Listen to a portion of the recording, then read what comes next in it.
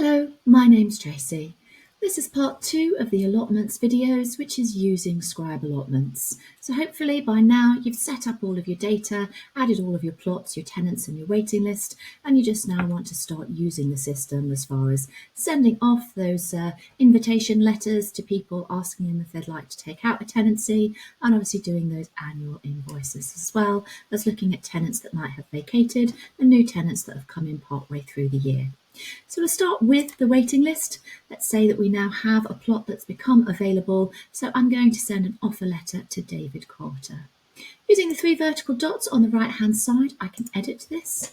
If a plot hasn't already been assigned, this would be the best time to do it, so I'm now going to say that my plot 20 has become available for letting. So this is going to be for the beginning of the financial year up until the end of 30th of September 2025. So now that's all ready, I can save that. And now plot has been allocated, I can send an offer email out.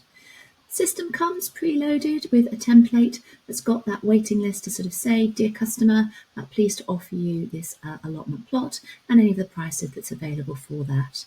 At the bottom, you've got choose files where you can possibly upload a tenancy agreement if you'd like to do so. Previewing that email, you'll be able to actually see the letter itself, so you've got the full start date and end dates and the price for the plot that's there. You can customise these templates as well if you wish to customise your own letters. Once you're happy with that, you can send the email from here.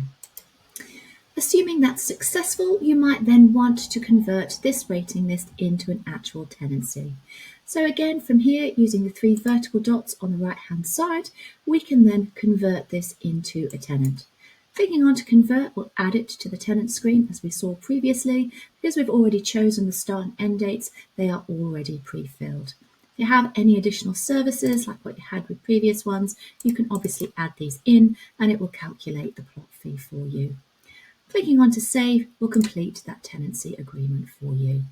If we now head back to the waiting list, we'll be able to see that that one has now disappeared, and obviously the next person has now moved up to become number 1 in the waiting list.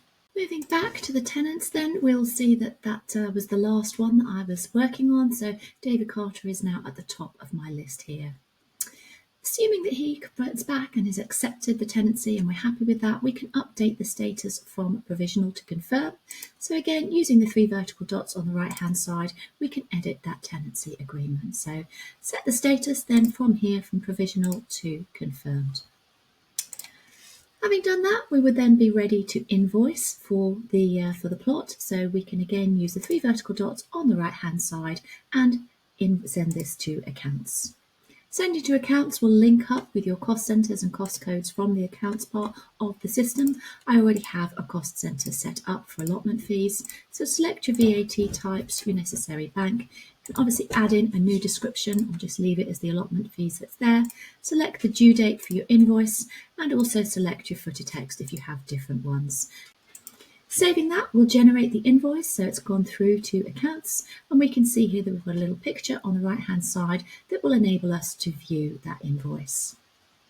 Clicking on to view the invoice, we can then see a copy of the invoice. It will pull all of the information available through from the system. So we've got a customised header, our council name and council address.